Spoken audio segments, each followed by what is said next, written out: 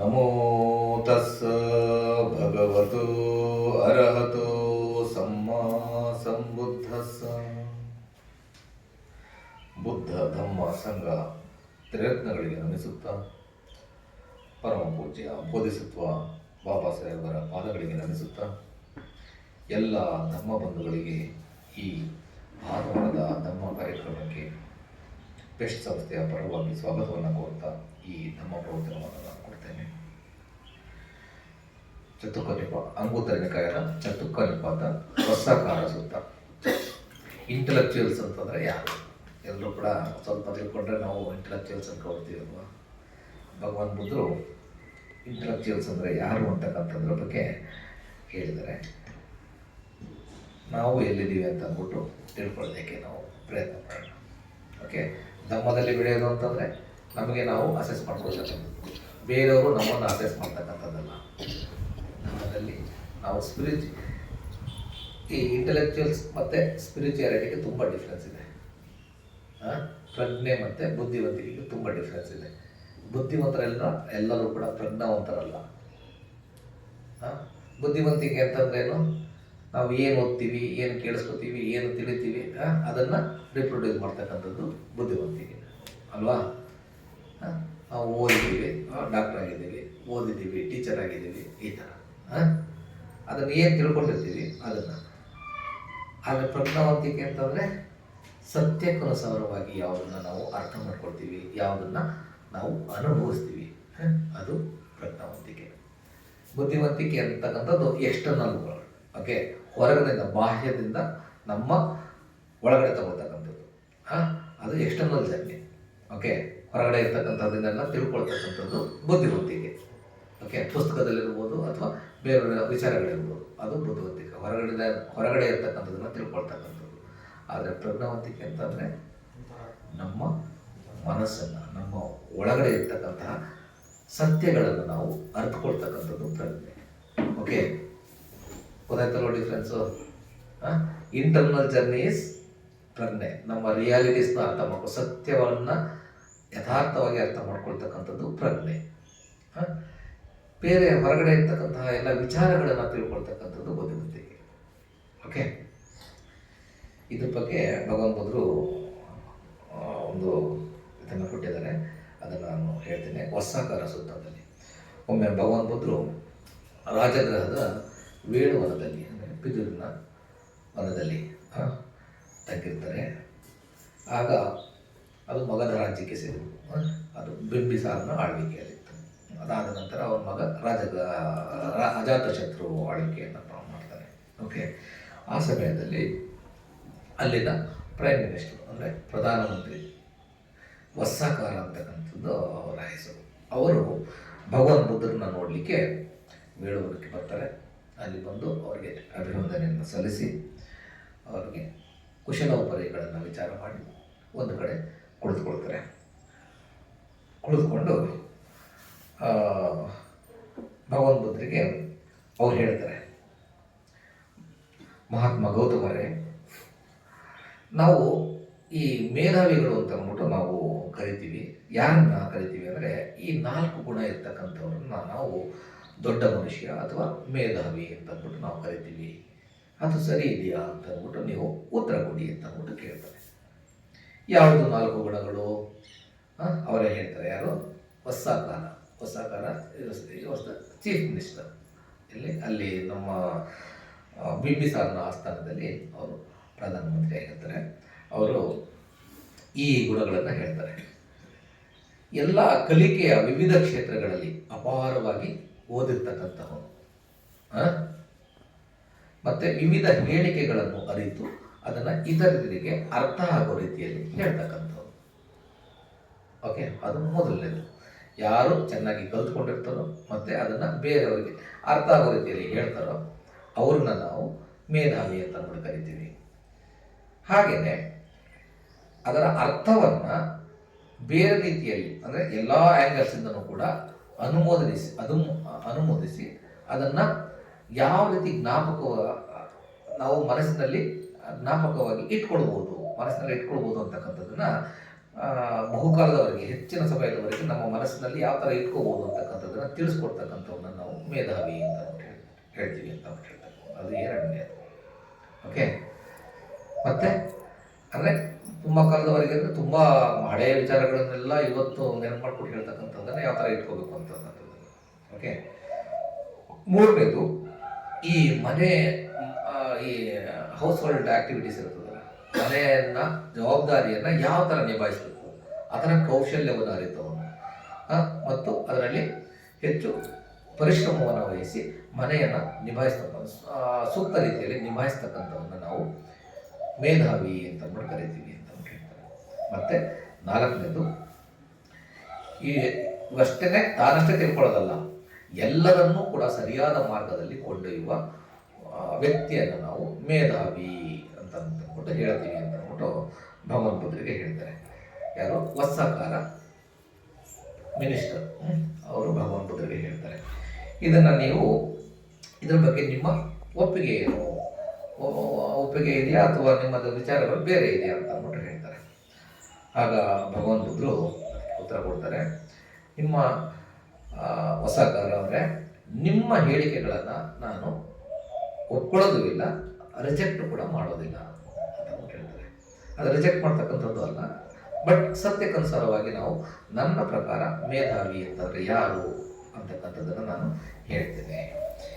ಅದ್ಯಾವು ಅಂದರೆ ಈ ಕೆಳಗಿನ 4 ಗುಣ ಇರ್ತಕ್ಕಂಥವರು ಮೇಧಾವಿ ಅಂತಂದ್ಬಿಟ್ಟು ನಾನು ಹೇಳ್ತೇನೆ ಅಂತ ಹೇಳ್ತಾರೆ.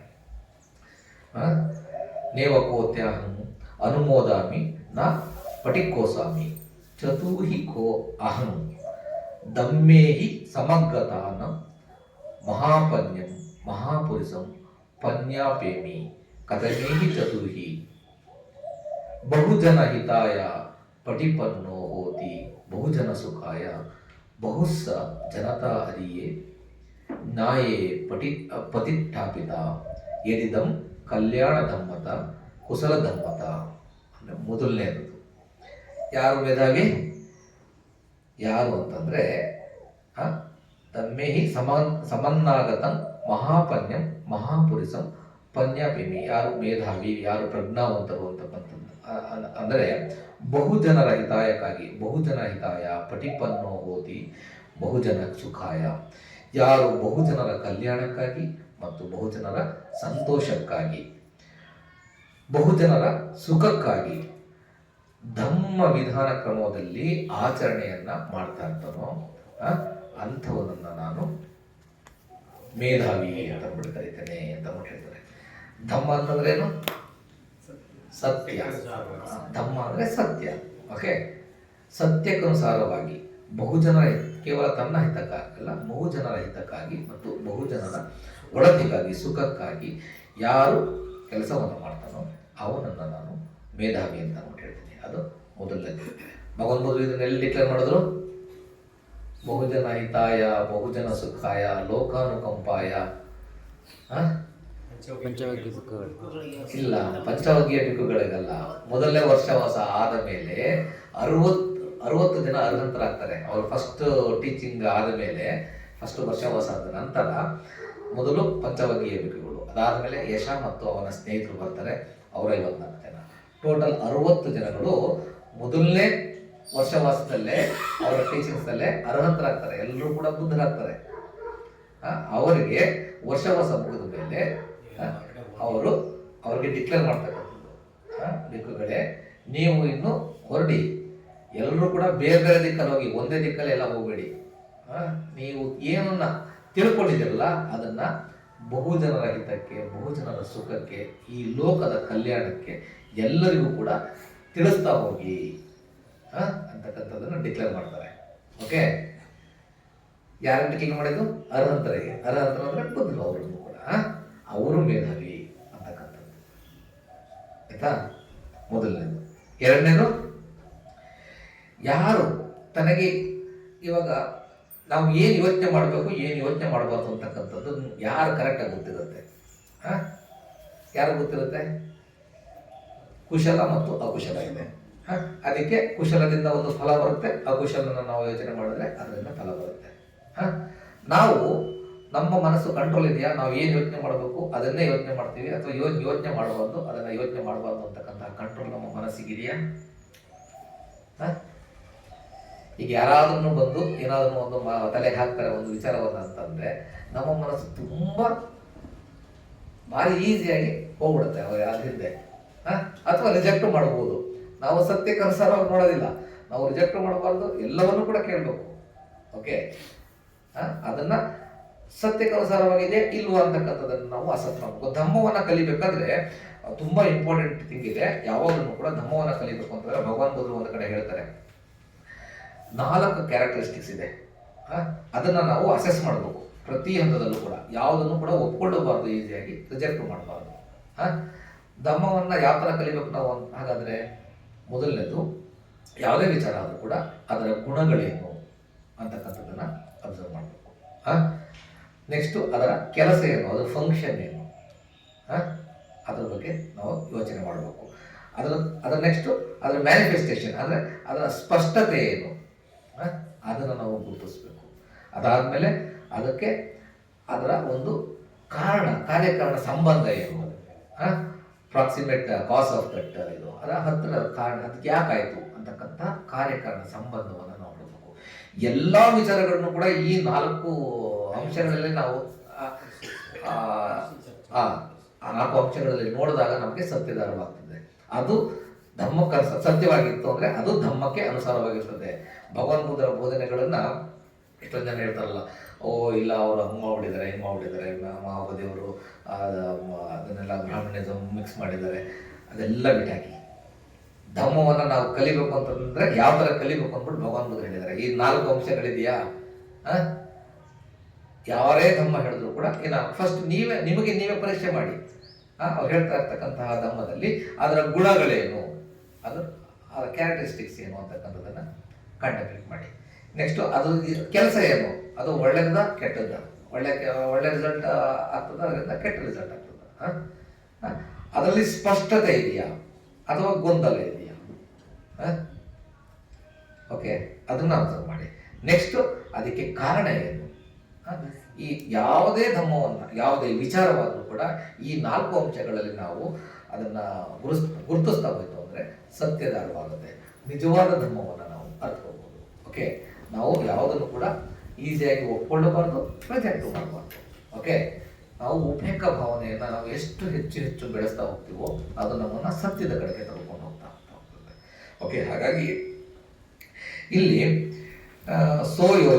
ಸೋಯಂ ವಿತಕ್ಕಂ ಅಕಮ್ಯತಿ ವಿತಕ್ಕೇತು ತಾ ವಿತಕ್ಕಂ ವಿತಕ್ಕೇತಿ ಯಂ ವಿತಕ್ಕಂ ನಾಕನ್ಯತಿ ವಿತಕ್ಕೇತು ನ ತಂ ವಿತಕ್ಕಂತಂ ವಿತಕ್ಕೇತಿ ಅಂತಂದ್ರೆ ಯಾರು ತನಗೆ ಏನನ್ನ ಯೋಚನೆ ಮಾಡಬೇಕು ಅದನ್ನ ಅವನು ಯೋಚನೆ ಮಾಡ್ತಾನೆ. ಅಷ್ಟು ಕಂಟ್ರೋಲ್ ಇರ್ತದೆ ಅವನಿಗೆ. ಇದನ್ನ ಯೋಚನೆ ಮಾಡಬಾರ್ದು ಅಂತಂತಂದ್ರೆ ಅದನ್ನ ಅವನು ಯೋಚನೆ ಮಾಡೋದಿಲ್ಲ.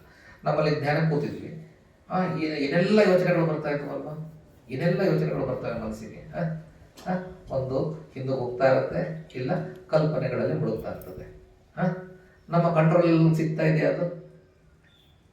ಬಟ್ ಧ್ಯಾನ ಮಾಡ್ತಾ ಮಾಡ್ತಾ ಮಾಡ್ತಾ ಅದನ್ನ ಕಂಟ್ರೋಲ್ ಬರಬೇಕು.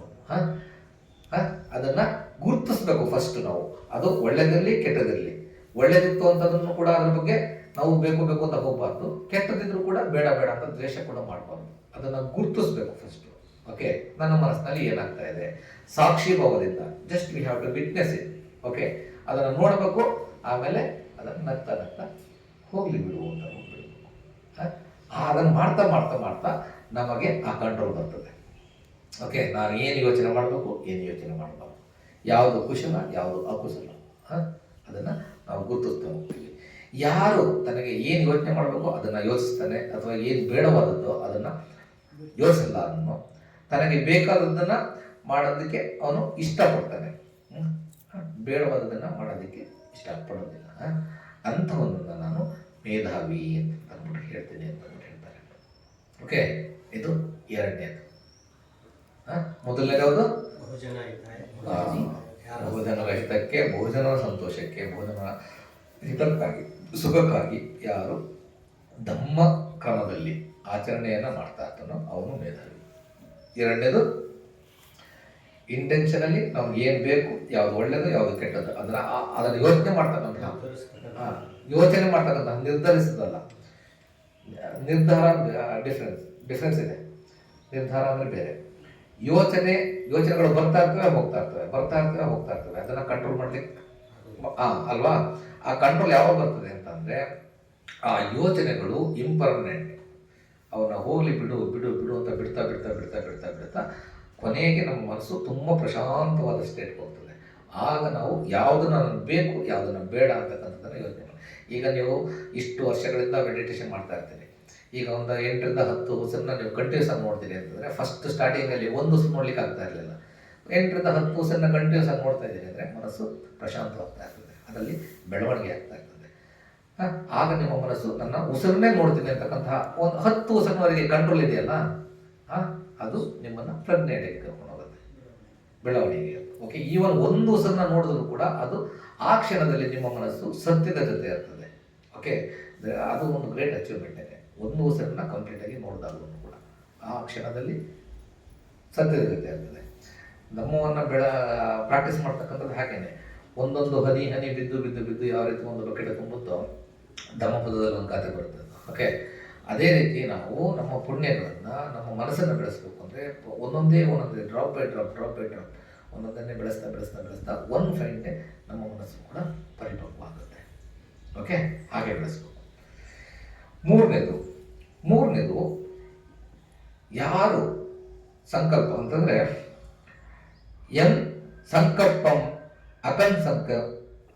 ಅಕಣ್ಯತಿ ಸಂಕಲ್ಪೇತು ಸಂಕಲ್ಪಂ ಸಂಕಲ್ಪೇತಿ ಎನ್ ಸಂಕಲ್ಪಂ ನಾ ಸಂಕಲ್ಪಿ ಸಂಕಲ್ಪೇತು ನಾತಂ ಸಂಕಲ್ಪಂ ಸಂಕಲ್ಪೇತಿ ಅಂತಂದರೆ ಯಾರು ಸಂಕಲ್ಪ ಅಂತಂದರೆ ಎರಡನೇದೇನು ಅರಿಯ ಅಷ್ಟಾಂಗಿಕ ಮಾರ್ಗದಲ್ಲಿ ಮೊದಲನೇದು ಸಮ್ಮಾದಿಟ್ಟಿ ಸಮ್ಮ ಸಂಕಲ್ಪ ಅಂತಂದರೆ ರೈಟ್ ಇಂಟೆನ್ಷನ್ ಸಂಕಲ್ಪ ಮಾಡ್ತಕ್ಕಂಥದ್ದು. ಏನು ಸಂಕಲ್ಪ ಮಾಡ್ತೀವಿ ನಾವು?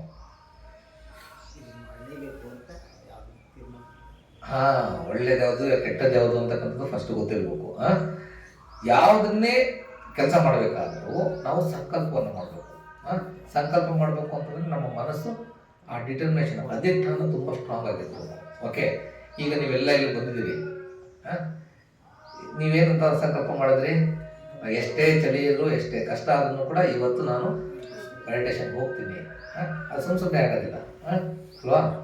ಆ ಸಂಕಲ್ಪದೊಂದಿಗೆ ಬರ್ತೀರಿ. ಅದೇ ರೀತಿ ನಾವು ಧಮ್ಮದಲ್ಲಿ ಬೆಳಿಬೇಕು ಅಂತಂತಂದರೆ ಸರಿಯಾದ ಸಂಕಲ್ಪ ಇರಬೇಕು. ಓಕೆ, ಸ್ಟ್ರಾಂಗ್ ಸಂಕಲ್ಪ ಇರಬೇಕು. ಯಾರಿಗೆ ತುಂಬ ಸ್ಟ್ರಾಂಗ್ ಸಂಕಲ್ಪ ಇರ್ತದೋ ಅವನ ಮನಸ್ಸು ಕಂಟ್ರೋಲ್ ಇರ್ತದೆ.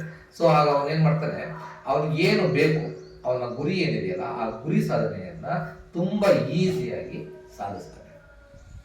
ಓಕೆ, ಭಗವಾನ್ ಬುದ್ಧರು ಮನೆಯನ್ನು ಬಿಟ್ಟರು, ಸಂಕಲ್ಪ ತುಂಬ ದೃಢವಾದ ಸಂಕಲ್ಪ. ಮನೆಯನ್ನು ಹೆಂಡತಿ ಅವತ್ತು ರಾಹುಲ ಹುಟ್ಟಿದ್ದ ದಿನ ಅವತ್ತೇ ಅವರು ಗೃಹ ತ್ಯಾಗವನ್ನು ಮಾಡ್ತಾರೆ. ಇಂತಹ ದೊಡ್ಡ ಸ್ಟ್ರಾಂಗ್ ಸಂಕಲ್ಪ. ಏನಕ್ಕೆ ಸಂಕಲ್ಪ ಮಾಡೋದು? ಅವರು ಎಲ್ಲರಿಗೂ ಮಗ ಹುಟ್ಟಿದಾಗ ತುಂಬ ಖುಷಿಯಾಗುತ್ತೆ. ಭಗವಾನ್ ಬುದ್ಧರು ಮಗ ಹುಟ್ಟಿದಾಗ ಅವ್ರಿಗೆ ಯೋಚನೆ ಜಾಸ್ತಿ ಆಯಿತು. ಇವನು ದುಃಖಕ್ಕೆ ಸಿಗಾಕೊಳ್ತಾನೆ, ಇವನು ಇಷ್ಟೆಲ್ಲ ದುಃಖವನ್ನು ಅನುಭವಿಸ್ಬೇಕ, ಇವ್ರಿಗೆಲ್ಲರೂ ಕೂಡ ನಾನು ಈ ದುಃಖದಿಂದ ಮುಕ್ತಿಯನ್ನು ಕೊಡಲಿಕ್ಕೆ ನಾನು ಕಂಡುಹಿಡಿಯಬೇಕು ಅಂತಕ್ಕಂಥದ್ದು ಯೋಚನೆ ಮಾಡ್ತಾರೆ ಅವರಿಗೆ. ಮಗ ಹುಟ್ಟಿದ ದಿನ ಅವರು ಗೃಹ ತ್ಯಾಗವನ್ನು ಮಾಡ್ತಾರೆ. ಅಷ್ಟು ಸ್ಟ್ರಾಂಗ್ ಡಿಟರ್ಮಿನೇಷನ್. ಮತ್ತೆ ಧ್ಯಾನಕ್ಕೆ ಕೂತ್ಕೊಂಡು ಭಗವಾನ್ ಬುದ್ಧರು ಕೊನೆಯ ದಿನ ಅಂದರೆ ವೈಶಾಖ ಹುಣ್ಣಿಮೆಯ ದಿನ ಅವರು ಎಂಥ ಡಿಟರ್ಮಿನೇಷನ್ ಮಾಡ್ತಾರೆ? ನನ್ನ ದೇಹ ಛಿದ್ರ ಆಗಲಿ, ನನ್ನ ರಕ್ತ ಸೀದೋಗ್ಲಿ, ಬತ್ತೋಗ್ಲಿ, ನನ್ನ ತಲೆ ಸಿಡಿದು ಹೋಗಲಿ, ನನ್ನ ಮೂಳೆಗಳು ಪುಡಿಪುಡಿಯಾಗಲಿ, ಆದರೂ ಕೂಡ ನಾನು ಈ ಸ್ಥಳದಿಂದ ಎದ್ದಿಡೋದಿಲ್ಲ. ನನಗೆ ಜ್ಞಾನೋದಯ ಆಗೋದು ಕೂಡ ನಾನು ಎದ್ದಿಡೋದಿಲ್ಲ. ಅಂಥ ಒಂದು ಸ್ಟ್ರಾಂಗ್ ಸಂಕಲ್ಪವನ್ನು ಮಾಡ್ತಾರೆ. ನಮ್ಮ ಸಂಕಲ್ಪಗಳು ಅಂದರೆ ಅಧಿಷ್ಠಾನಗಳು ತುಂಬ ಸ್ಟ್ರಾಂಗ್ ಆಗಿದ್ದರೆ ನಮ್ಮ ಮಾಡ್ತಕ್ಕಂತಹ ಕೆಲಸ ಈಸಿ ಆಗ್ತದೆ. ಓಕೆ, ಮೇಧಾವಿ ಅದನ್ನು ತುಂಬ ಸ್ಟ್ರಾಂಗ್ ಆಗಿ ಸಂಕಲ್ಪವನ್ನು ಮಾಡ್ತಾನೆ. ಓಕೆ, ಆ ಸಂಕಲ್ಪ ಇದ್ದಾಗ ಅವನು ಎಂತಹ ಕಷ್ಟದ ಕೆಲಸ ಇದ್ದರೂ ಕೂಡ ಸಾಧನೆಯನ್ನು ಈಸಿಯಾಗಿ ಮಾಡ್ತಾನೆ. ಯಾವ ರೀತಿ ಈಸಿ ಮಾಡ್ತಾನೆ, 4 ಜ್ಞಾನವನ್ನು ಪಡೆದು ಈ ಜೀವನದಲ್ಲೇ ಸುಖಕರವಾದ ಬಾಳನ್ನು ಬಾಳ್ತಾನೆ. ಯಾವುದು 4 ಉನ್ನತ ಜ್ಞಾನ? 4 ಉನ್ನತ ಜ್ಞಾನ: ಸೋತಪ್ಪನ, ಸಗದಪ್ಪನಿ, ಅನಾಗಾಮಿ, ಅರಹಂತ. ಸೋತಪ್ಪನ ಅಂತಂದ್ರೆ first stage, enlightenment first stage. Okay, ಅದರಲ್ಲಿ ಈ ಸಂಕೋಲೆಗಳಿದಾವಲ್ಲ, 10 ಸಂಕೋಲೆಗಳಿದ್ದಾವೆ. ಅದರಲ್ಲಿ 3 ಸಂಕೋಲೆಗಳನ್ನ ಕಂಪ್ಲೀಟ್ ಆಗಿ ನಾಶ ಮಾಡ್ತಾರೆ. ಮೊದಲನೇದು ಸಕ್ಕಾಯ ದಿಟ್ಟಿ. ಸಕ್ಕಾಯ ದಿಟ್ಟಿ ಅಂದ್ರೆ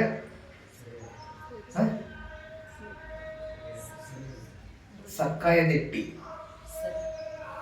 ಸಕ್ಕಾಯ ಅಂದ್ರೆ ದಿಟ್ಟಿ ಅಂತಂದ್ರೆ ಏನು? ದೃಷ್ಟಿಕೋನ.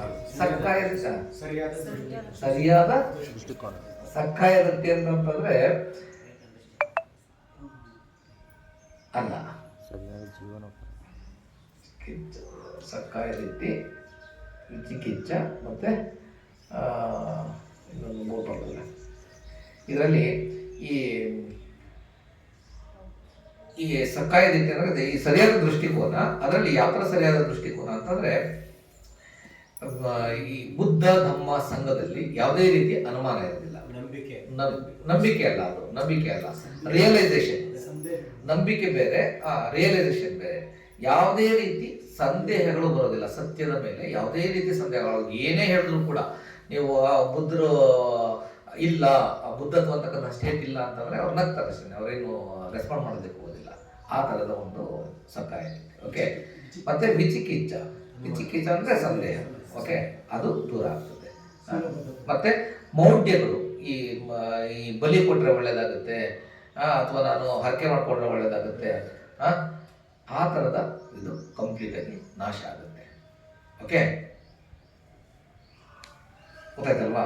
ಈ ಥರ 3 ಫೆಟರ್ಸ್ನ ತೆಗೆದವರು ಯಾವುದು ಸೋತಪ್ಪನರಾಗ್ತಾರೆ. ಅದಾದಮೇಲೆ ಸಗದಾಗಾಮಿ, ದ್ವೇಷ ಮತ್ತು ಈ ಕಾಮಚಂದ್ರ, ಇವೆರಡನ್ನ ಕಂಪ್ಲೀಟಾಗಿ ಸೂಕ್ತ ಸ್ಥಿತಿಗೆ ತಗೊಂಡು ಹೋಗ್ತಾರೆ. ಅವ್ರು ಕಂಪ್ಲೀಟಾಗಿ ನಾಶ ಆಗಿರಲ್ಲ, ಸೂಕ್ತ ಸ್ಥಿತಿಗೆ ಹೋಗಿರುತ್ತೆ.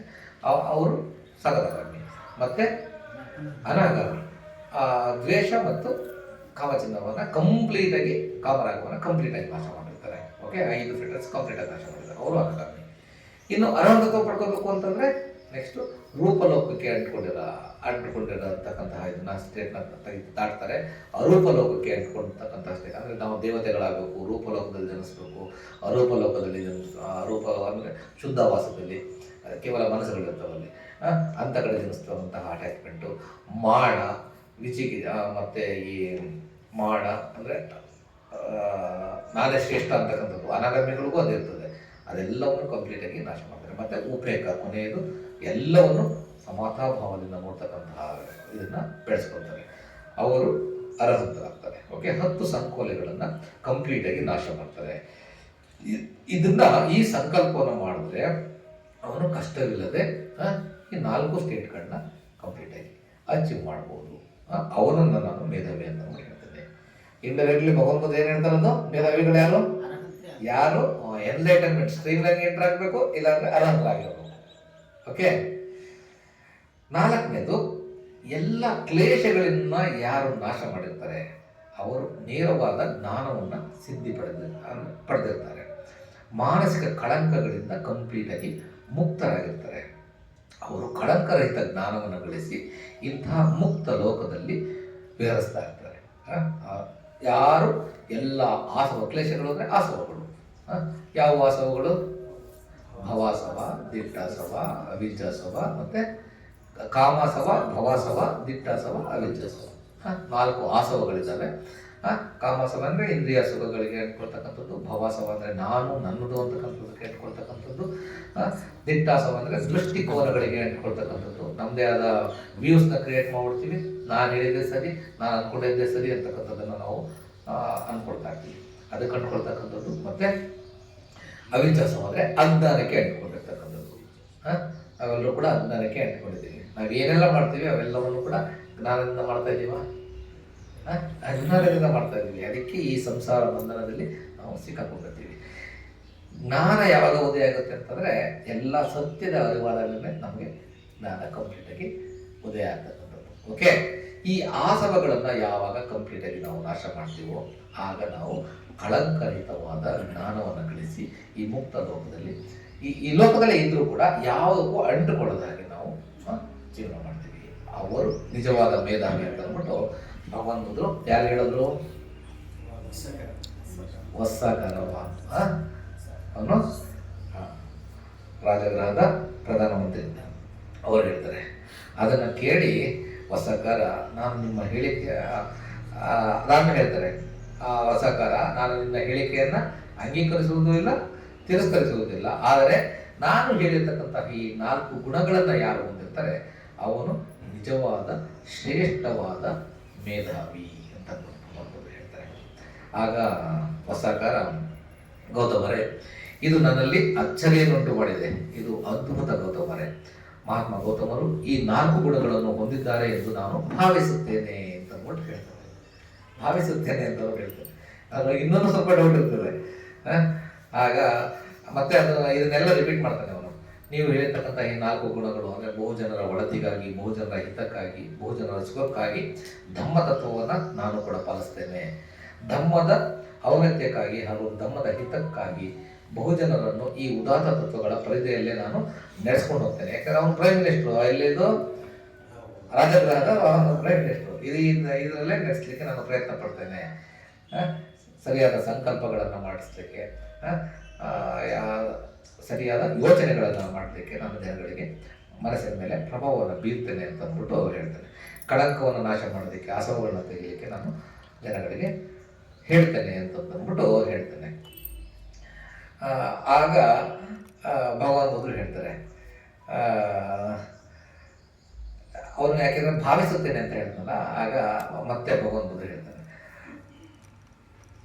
ವತ್ಸಾಕರ, ನಾನು ಏನನ್ನ ಯೋಚನೆ ಮಾಡಬೇಕು ಅದನ್ನೇ ನಾನು ಯೋಚನೆ ಮಾಡ್ತೇನೆ. ಯಾವುದನ್ನು ಯೋಚನೆ ಮಾಡಬಾರ್ದು ಅದನ್ನು ನಾನು ಯೋಚನೆ ಮಾಡೋದಿಲ್ಲ. ಹಾಗೆ ನನ್ನ ಸಂಕಲ್ಪ ತುಂಬ ದೃಢವಾದ ಸಂಕಲ್ಪ. ಹಾಗೆ ನಾನು ಉದ್ದೇಶವಲ್ಲದನ್ನು ನಾನು ಮಾಡೋದಿಲ್ಲ. ಮತ್ತು ನನ್ನ ಮನಸ್ಸನ್ನು ಯಾವುದೇ ಒಂದು ಕ್ಲೇಶಗಳು ಕೂಡ ನನ್ನ ಹತ್ರನೂ ಕೂಡ ಸುಳಿಯೋದಿಲ್ಲ. ಅಷ್ಟು ಅಟ್ಯಾಚ್ಮೆಂಟ್ ಇಲ್ಲದೆ ಇರ್ತಕ್ಕಂತಹ ನಿರ್ಮಲವಾದ ಮನಸ್ಸು, ತುಂಬ ಕಳಂಕರಹಿತವಾಗಿದೆ. ಸೊ ನಾನು ಬಹುಜನರ ಹಿತಕ್ಕೆ, ಬಹುಜನರ ಸುಖಕ್ಕೆ ನಾನು ಧರ್ಮವನ್ನು ಹೇಳ್ತೇನೆ. ಸೊ ಹಾಗಾಗಿ ನಿನಗೆ ಯಾವುದೇ ರೀತಿ ಅನುಮಾನ ಬೇಡ. ನಾನು ಅವನ್ನೆಲ್ಲವನ್ನು ಕೂಡ ಕಂಪ್ಲೀಟಾಗಿ ನಾಶ ಮಾಡಿದ್ದೇನೆ. ಕಳಂಕವನ್ನು ನಾಶವಾದ ಮೇಲೆ ನಾನು ಇದೇ ಜೀವನದಲ್ಲಿ ನೇರವಾದ ಜ್ಞಾನವನ್ನು ಸಾಧಿಸಿ ಕಳಂಕರಹಿತ ಮುಕ್ತ ಮನಸ್ಸು, ಮುಕ್ತ ಜ್ಞಾನವನ್ನು ಪಡೆದು ಮುಕ್ತ ಲೋಕದಲ್ಲಿ ವಿಹರಿಸುತ್ತಿದ್ದೇನೆ ಅಂತ ಹೇಳ್ತಾರೆ. ಯಾವ ರೀತಿ? ಯೋ ವೇದಿ ಸಬ್ಬ ಸತ್ತಾನ ಮಚ್ಚು ಪಾಪಸ್ಸ ಮೋಚನಂ. ಅಂದರೆ ಯೋ ವೇದಿ ಸರ್ಪ ಸತ್ತಾನಂ ಅಂದರೆ ಸಕಲ ಜೀವಿಗಳಿಗಾಗಿ ಅವುಗಳ ಒಳತಿಗಾಗಿ. ಸಬ್ಬ ಸತ್ತಾನ, ಅಂದರೆ ಎಲ್ಲ ಸತ್ತ ಲೋಕದಲ್ಲಿರ್ತಕ್ಕಂಥ ಎಲ್ಲ ಜೀವಿಗಳ ಒಳತಿಗಾಗಿ ನಾನು ಬರುತ್ತೇನೆ. ಹಾಗೇನೆ ಮಚ್ಚು ಪಾಪಸ್ಸ ಮೋಚನಂ ಅಂತಂದ್ರೆ, ಮಚ್ಚು ಅಂತಂದ್ರೆ ಮಚ್ಚು ಅಂದ್ರೆ ಕಡೆಯ ಮಚ್ಚ, ಮಚ್ಚು ಮಾರ ಅಂತ ಅಂದ್ಬಿಟ್ಟು ಮಾರನ ಬಗ್ಗೆ ಹೇಳ್ಬೇಕಾದ್ರೆ ಹೇಳಿದೆ. ಮಚ್ಚು ಅಂದ್ರೆ ಮೃತ್ಯು. ಪಾಡಿನಲ್ಲಿ ಮಚ್ಚು ಅಂದ್ರೆ ಕನ್ನಡಕ್ಕೆ ನಾವು ಮೃತ್ಯು ಅಂತ ಹೇಳ್ತೀವಿ. ಮಚ್ಚು ಪಾಪಸ್ಸ ಮೋಚನಂ ಅಂದ್ರೆ ಸಾವಿನ ದವಡೆಯಿಂದ ನಾನು ಮುಕ್ತನಾಗಿದ್ದೇನೆ. ಹಿತಂ ದೇವ ಮನುಸ್ಸಾನ, ದೇವರು ಮತ್ತು ಮನುಸ್ಸಾನ ಅಂದ್ರೆ ಮನುಷ್ಯರ ಹಿತಕ್ಕಾಗಿ, ಅವರ ಒಳತಿಗಾಗಿ. ನ್ಯಾಯಂ ಧಮ್ಮಂ ಪಕಾಸಯಿ ಅಂತಂದ್ರೆ ಧಮ್ಮದ ತತ್ವವನ್ನು ನಾನು ಸಾಕ್ಷಾತ್ಕಾರ ಮಾಡಿಕೊಂಡಿದ್ದೇನೆ. ಎಂ ವೇರಿ ದಿಸ್ವ ಚಸುತ್ವಾಚ ಪಸೀದಂತಿ ಬಹುಜನ ಅಂತಂದ್ರೆ ಅವರನ್ನು ನೋಡಿ ಆಲಿಸಿದಾಗ ಬಹುಜನರ ವಿಶ್ವಾಸಕ್ಕೆ ನಾನು ಪಾತ್ರನಾಗಿದ್ದೇನೆ.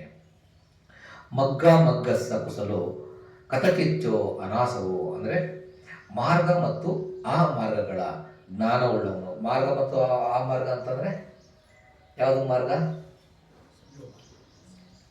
ಮಗ್ಗ ಫಲ ಅಂತ ಭಗವಾನ್ ಬದ್ರು ಹೇಳ್ತಾರೆ. ಮಗ್ಗ ಫಲನ ನಾವು ಅನುಭವಿಸ್ತಕ್ಕಂಥದ್ದು ಯಾವಾಗ ಅಂತಂದ್ರೆ ನಾವು ಎಲ್ಲ ಸ್ಟ್ರೀಮ್ ಲೈನ್ ಎಂಟರ್ ಆದಾಗ, ಅಂದರೆ ಸೋತಪ್ಪನ ಸ್ಥಿತಿಯನ್ನು ನಾವು ತಲುಪಿದಾಗ ಅದು ಧಮ್ಮದ ಎಕ್ಸಾಕ್ಟ್ ಮಾರ್ಗ ಯಾವುದು, ಅದರ ಫಲ ಏನು. ಸೋತಪ್ಪನ ಅದರಲ್ಲಿ ಎರಡೆರಡು ಬರ್ತದೆ, ಮಗ್ಗಫಲ ಟೋಟಲ್ 8. ಸೋತಪ್ಪನ ಮಗ್ಗಫಲ, ಅದೇ ರೀತಿ ಸಗದಾಗಮ್ಯ ಮಗ್ಗಫಲ, ಅನಾಗಮ್ಯ ಮಗ್ಗಫಲ ಮತ್ತು ಅರಹಂತ ಮಗ್ಗಫಲ ಅಂತ ಬರ್ತದೆ. ಓಕೆ, ಹಾಗಾಗಿ ಮಾರ್ಗ ಮತ್ತು ಆ ಮಾರ್ಗಗಳ ಜ್ಞಾನವನ್ನು ನಾನು ಕಂಪ್ಲೀಟಾಗಿ ತಿಳಿದುಕೊಂಡಿದ್ದೇನೆ. ತಿಳಿದುಕೊಂಡು ನಾನು ಕಳಂಕರಹಿತನಾಗಿದ್ದೇನೆ, ನಾನು ಬುದ್ಧನಾಗಿದ್ದೇನೆ ಅಂತ ಅಂದ್ಬಿಟ್ಟು ಡಿಕ್ಲೇರ್ ಮಾಡ್ತಾರೆ. ಆಗ ಅವನಿಗೆ ಮತ್ತೆ ರಿಯಲೈಸ್ ಭಾವಿಸಿದ್ದೆ ಅಂತ ಅವ್ನು ಹೇಳ್ತಾರೆ. ಮತ್ತೆ ಅವರಿಗೆ ನಮಸ್ಕಾರ ಮಾಡಿ ಭಗವಾನ್ ಬುದ್ಧರಿಗೆ ಸಾಧು ಸಾಧು ಅಂದ್ಬಿಟ್ಟು ಅವನು ಅಂದರೆ ಗೌರವವನ್ನು ತೋರಿಸ್ತಾನೆ. ಇದು ವಸ್ತ್ರಕಾರ ಸೂಕ್ತ. ಸಮಯ ಇದೆಯಾ? ಸಮಯ ಇದೆ. ಎರಡು ಸೂಕ್ತವನ್ನು, ಇದು ಸಣ್ಣ ಸೂಕ್ತ, ಅದಕ್ಕೆ ಎರಡು ಸೂಕ್ತ ರೆಡಿಯಾಗಿದೆ, ಬಟ್ ಇದು ದೊಡ್ಡದೇ ಇದೆ. ನೆಕ್ಸ್ಟ್ ಇದರಲ್ಲಿ ನಾನು ಹೇಳ್ತೇನೆ.